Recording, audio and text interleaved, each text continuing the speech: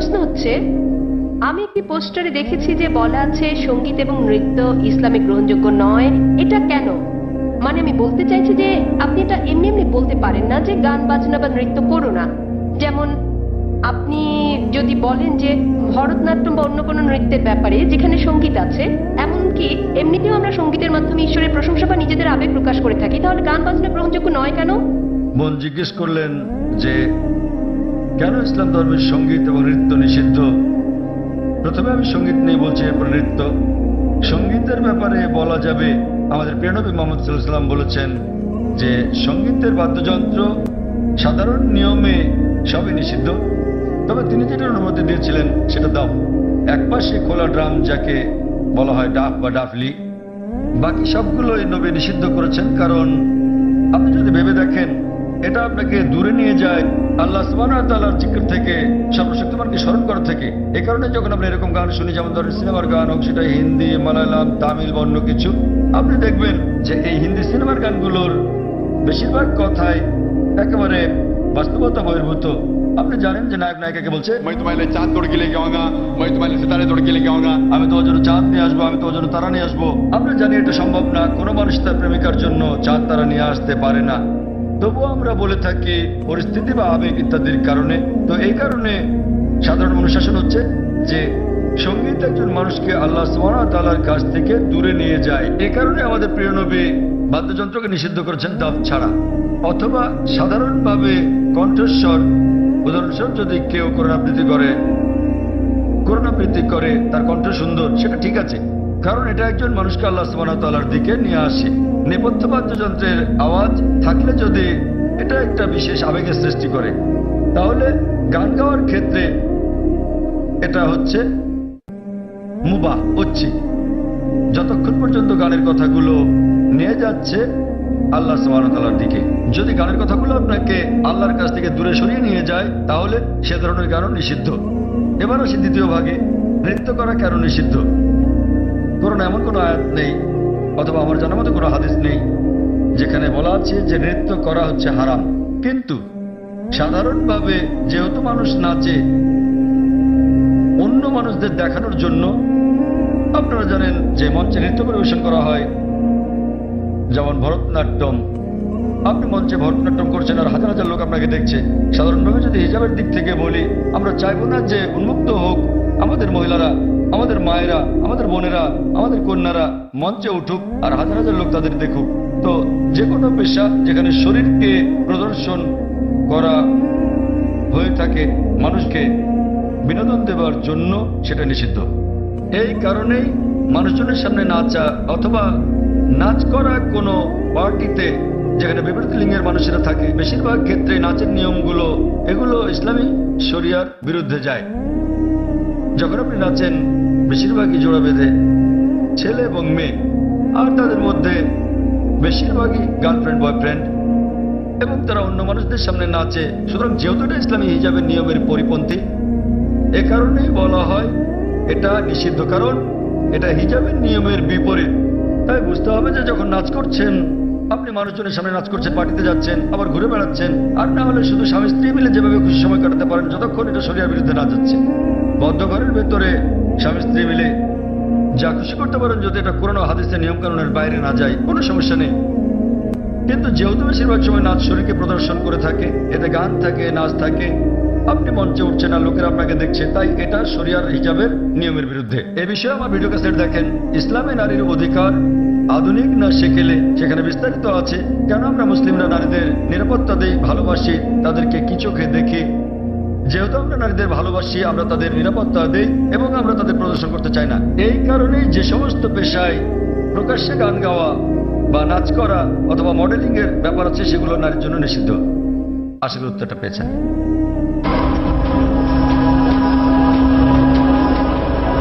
যদি কোনো অমুসলিম থাকেন, জাকির ভাই যেটা বলেছেন, যদি কোনো অমুসলিম কোনো প্রশ্ন করতে চান, নির্দ্বিধায় করতে পারেন।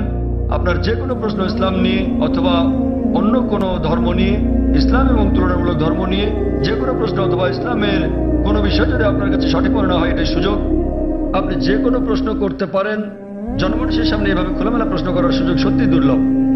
একজন অমুসলিম ভাই আছেন, আপনি কি অমুসলিম? হ্যাঁ ভাই, আপনার প্রশ্ন করুন। হ্যাঁ, আসসালামু আলাইকুম ভাই জাকির ওয়ালাইকুম এবং আসসালাম। শুভ সন্ধ্যা আমার ইসলামী ভাইদের এবং অন্য ধর্মের ভাইদেরও। আমার নাম রামজি জয়রহমান। আমি আমেরিকার একজন টেকনোলজিস্ট, সেখানে প্রায় ৩৫ বছর ধরে বাস করছি। আর গত ৩ বছর ধরে আমি আধ্যাত্মিকতা চর্চা করছি আমার জীবিতকালে একটা আত্মিক মুক্তির উদ্দেশ্যে। আমি কুরআন শরীফ পড়েছি। আমার একজন বন্ধু আছে, বলতে পারেন আজীবনের বন্ধু। গত ৪৫ বছর ধরে সে একজন খাঁটি মুসলমান। আমার প্রশ্ন হচ্ছে, প্রথমে আমাকে একটি কথা বলতে দিন, তারপর আমি আমার প্রশ্নটি করব। আমরা যখন কিছু বুঝতে চাই, হোক সেটি ধর্ম নিরপেক্ষ অথবা ধর্মীয়, আমরা বই পড়ে সেটি জানি, কিন্তু যখন আমরা বইটি পড়ি আমরা সেটা বুঝে বুঝেই পড়ি। তাই যদি হয় তাহলে কেন প্রায় 1 ঘন্টা ধরে আপনার ছেলে বক্তৃতা করেছিল কোরআন বুঝে পড়ার বিষয়ে, বিশেষত সৌদি আরবের ভাষা আরবি ভাষার বিষয়ে? কেননা আমি যা অনুভব করি এবং চর্চা করি যে কোরআন ভাষার অনেক অর্থে, তো প্রত্যেক মুসলমানের আরবি ভাষা শিখতে হবে। বিষয়টা আমার কাছে কিছুটা জোর জবরদস্তিমূলক মনে হয়েছে। কোরআন কি তাই বলে? ভাই একটা ভালো প্রশ্ন করেছেন। বললেন যে তিনি আধ্যাত্মিকতা শিখতে চান এবং তিনি কোরআন পড়েছেন, কিন্তু তিনি বুঝতে পারেননি যে কেন একটা বক্তৃতা যা ফারিক নায়েক করেছিল আমার ছেলে কোরআন বুঝে পড়ার জন্য আরবি ভাষা শেখার গুরুত্ব নিয়ে, আর এটা কেন আবশ্যিক। আপনি যদি আমার ছেলের পুরো আলোচনাটা শুনে থাকেন, সে কখনো এটা বলেনি যে প্রত্যেক মুসলমানের জন্য আরবি শেখা আবশ্যিক। সে কখনোই বলেনি। আরবি জানাটা বেহেশতে যাওয়ার জন্য পূর্ব শর্ত নয়, কারণ আমি নিজেও আরবি জানি না। আমি নিজেও আরবি একটা ভাষা হিসেবে শিখিনি, এদিক সেদিকে একটু একটু বুঝতে পারি। আমি আরবি ভাষা জানি না, কিন্তু আমার ছেলে জানে মাশাআল্লাহ। সে আমার চেয়ে ভালো জানে। সে কোরআন সরাসরি অনুবাদ করতে পারে, আমি পারি না। কিন্তু তার আলোচনায় যদি আপনি শুনে থাকেন, সে বলেছিল যে যদি আপনি আরবি না জানেন কমপক্ষে অনুবাদটা পড়েন। তো তার বক্তব্য ছিল কোরআন বুঝে পড়া উচিত, আর প্রশ্ন ছিল আল কোরআন কি বুঝে পড়া উচিত, হ্যাঁ অথবা না? আর উত্তর ছিল হ্যাঁ। সে বলেনি যে একজন মানুষের আরবি জানা আবশ্যক। সে বলেছিল আপনার কমপক্ষে অর্থ বুঝে পড়া উচিত কোরআন। আর কোরআন বুঝে পড়ার সবচেয়ে ভালো উপায় হচ্ছে আরবিকে ভাষা হিসেবে শেখা। আপনি যখনই কোনো বই অনুবাদ করেন, কোনো সাধারণ বই অনুবাদ করতে গেলে অনুবাদটা কখনো 100% সঠিক হবে না। এটা হতে পারে 80%, 90%, 99%। ভাষাটা যত বেশি কঠিন হবে, যত বেশি বিশুদ্ধ হবে, অনুবাদ তত বেশি কঠিন হবে। কোরআন হচ্ছে পৃথিবীর সবচেয়ে অনুবাদ অযোগ্য বই। তাই কোরআনের অনুবাদ কখনোই কোরআনের অনুরূপ হবে না, কারণ আরবি ভাষাটা এতই শক্তিশালী, এতই বিশুদ্ধ, আর এছাড়া এটা সর্বশক্তিমান আল্লাহ সুবহানাহু ওয়া তাআলার বাণী। এই কারণে সর্বোৎকৃষ্ট উপায় হচ্ছে আরবিকে ভাষা হিসেবে শেখা। দ্বিতীয়ত, আপনি যদি আরবি ভাষা না জানেন, তাহলে সে বলেছিল যে ভাষাটা ভালো জানেন সেই ভাষায় অনুবাদটা পড়েন। আপনি ইংরেজি জানলে ইংরেজিতে পড়ুন, তামিল জানলে তামিলে পড়ুন, হিন্দি জানলে হিন্দিতে, বাংলায় জানলে বাংলায় কোরআনের অনুবাদ পড়ুন। সে যা বলেছিল তার মূল বক্তব্য ছিল কোরআন পড়ুন অর্থ সহকারে। এখন এই প্রশ্নটা একজন সাধারণ মানুষের পক্ষে খুবই স্বাভাবিক। আপনার প্রশ্ন ছিল কেন একজন মানুষ বলবে যে বইটি অর্থ বুঝে পড়ো? অর্থ তো বোঝাই গেছে। যখনই কোনো বই পড়া হয় সেটি তো অর্থ বুঝেই পড়া উচিত। কিন্তু আপনি বুঝতে পারেননি যে মুসলিম সম্প্রদায়ের মধ্যে দুঃখজনকভাবে, যেমনটা আমার ছেলে বলেছে, যে শতকরা 80%-এরও বেশি মুসলমান আরব নন এবং তারা আরবি ভাষা জানেন না। এখানে নবীর একটা হাদিস আছে, তিনি বলেছেন যদি তোমরা কোরআন তিলাওয়াত করো তো সওয়াব পাবে। সেই কারণে বেশিরভাগ মুসলিম যখন কোরআন পড়ে তারা আরবিতেই পড়ে, কিন্তু তার অর্থটা বোঝে না। তাই এটা পৃথিবীর সবচেয়ে বেশিবার পড়া বই, কিন্তু একই সাথে অর্থ না বুঝে সবচেয়ে বেশিবার পড়া বই ওটি। তো আমার ছেলে বলেছিল আরবি অংশটা পড়ার পরে যা বেশিরভাগ অমুসলিমই বোঝেন না, অন্তত সেই অংশের অনুবাদটা পড়েন সেই ভাষায় যে ভাষাটা আপনি ভালো বোঝেন। সে জোর দিচ্ছিল যে কোরআন নির্দেশনামূলক গ্রন্থ, এটি সর্বশক্তিমান আল্লাহর গ্রন্থ। সে সকল মুসলমানকে অনুরোধ করেছে যে আরবিটা পড়ার পাশাপাশি অনুবাদটাও পড়েন, যার স্থান দ্বিতীয়। কিন্তু সবচেয়ে ভালো আরবিকে একটি ভাষা হিসেবে শেখা। কেননা আপনি যদি আরবি জানেন এবং শুদ্ধ ভাষা জানেন, যা আমরা আমাদের স্কুলে শেখাই, ইসলামিক ইন্টারন্যাশনাল স্কুল বোম্বে এবং ইসলামিক ইন্টারন্যাশনাল স্কুল চেন্নাইতে, তাহলে সংযোগ সূত্র পেয়ে যাবেন এবং কোরআনের অর্থ বোঝাটা আরো ভালোভাবে হবে। আশা করি উত্তরটা পেয়েছি। আমার নাম নবীন, আমি টিসিএস এ কাজ করি।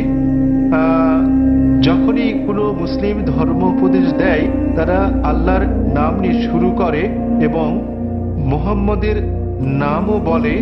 তারা কেন যীশু খ্রিস্টের নাম বলে না, যিনি কিনা আল্লাহর একজন নবী ছিলেন? এবং আমার মনে হয় অনেকটা অজ্ঞতাবশতই মুসলিমরা যীশু খ্রিস্টকে নিয়ে কথা বলে। শুধু খ্রিস্ট ধর্ম নিয়ে কথা বলার সময়ই তাহলে মুসলিমরা যখন কথা বলার শুরু করে তারা কেন আল্লাহ এবং মুহাম্মদের নামের পর যীশু খ্রিস্টের নামও বলে না, যেহেতু তিনি নিজেও আল্লাহর একজন নবী ছিলেন?